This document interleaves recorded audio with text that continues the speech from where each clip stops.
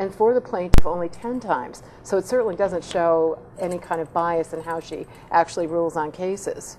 And one of those 10 times was the Ricci versus DiStefano case, which just got ruled the other day in the Supreme Court. A question that I have about it is that, a lot of people were saying this might be a trend moving away from a term. And do we think you should explain it, Clifford, for audience members who might not be familiar with it? I was actually going to let you do that. Well, you seem to know it.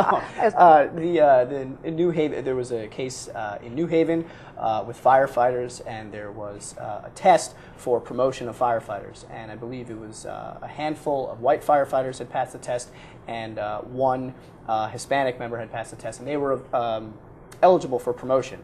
And the city threw the tests out and threw the results of the tests out in fear of receiving a lawsuit, a class action lawsuit from the black firefighters that were on staff. And just for people who might not be familiar with this area of the law, there's a very big philosophical debate and debate under the Constitution, under the civil rights laws. Again, it goes back to one of the examples I gave a few minutes ago. What is equality? Right. Does it mean equality of outcome? Does it mean equality in the sense of no intentional discrimination? So is it equality in effect, or is it equality in intent?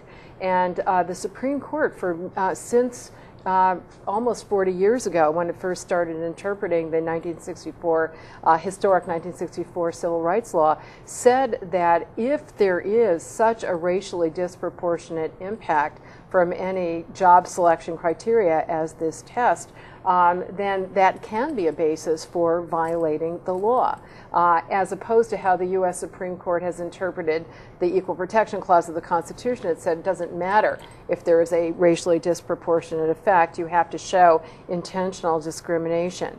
And as you know, the U.S. Supreme Court, in its decision in this case, significantly changed its statutory interpretation to bring it a lot closer to the constitutional interpretation. So now it's going to be much harder to in fact, the reason I'm interrupting myself is if I were advising a city government, I would be very perplexed, because the city is now between a rock and a hard place. They can't, no matter what they do, they're going to be subject to a lawsuit. And I think that this is probably the opening salvo. We haven't heard the last word yet in exactly how far the Supreme Court is going to go. Well, I was going to ask you exactly about that, because it seems as though the case, which was reversed the other day, was decided based on statutory grounds. Yes. It was a very narrow decision.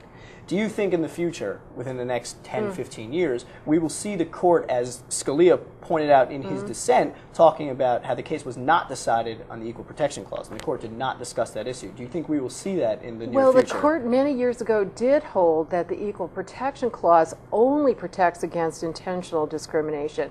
What Scalia was suggesting now was that the statute might have to be interpreted the same way, or Title VII of the 1964 Civil Rights Act will be unconstitutional. It was a major statutory/constitutional issue in civil rights that the court docked, as it did another one under the Voting Rights Act of 1965. There was another lingering issue about, is this whole statute taking race into account and requiring so-called pre-clearance for jurisdictions that had discriminated extensively in the past in voting? Is the statute unconstitutional? The Supreme Court sidestepped that big question by interpreting the statute differently and aggressively, very much as it did in the Title VII case.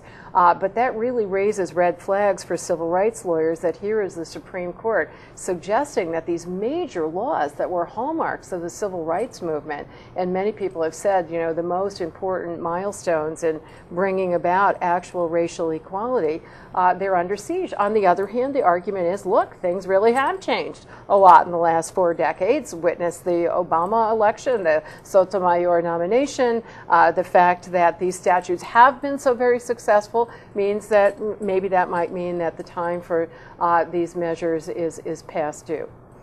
Therefore, do you believe that the Supreme Court thinks that remedying past discrimination is not a key issue at our time, at present, in the view of the fact that the President Obama was elected, and this is such a big step for our country? To every single justice on the Supreme Court would agree with this proposition, Anna, that if, the issue is to what extent government may take race into account when it acts as an employer, as in the firefighters case, when it acts as a regulator of elections, as in the voting rights case. One argument, going back to a famous statement by the first Justice Harlan, is that the Constitution should be colorblind and government should never take account of the race of individual members of its population.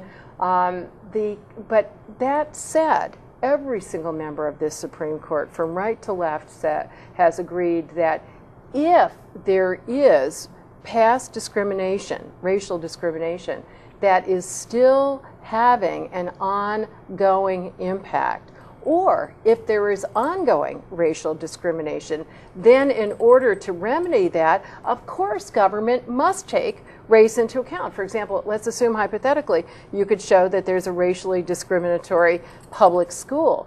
The government can't possibly remedy that discrimination without taking race of students into account. So everybody would agree that the remedial use of race is completely legitimate and indeed important.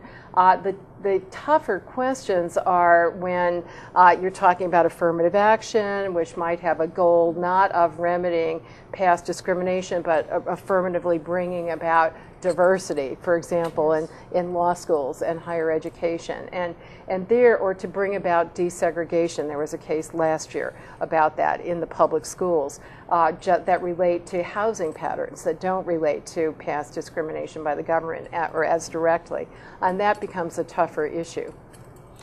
Now, going back to the shift that you mentioned we will eventually see on the Supreme Court with Justice Souter stepping down, for our audience out there, I wonder if you could give us a little more insight on Justice Souter in terms of what type of justice he was, because in the early 90s when he was nominated by President Bush, Bush 41, he was looked at as more of a conservative justice, and he would act as conservative on the court. But it didn't turn out that way. Exactly, and I think that's a very, very good reminder of how hazardous it is to predict what kind of a justice Sotomayor would be.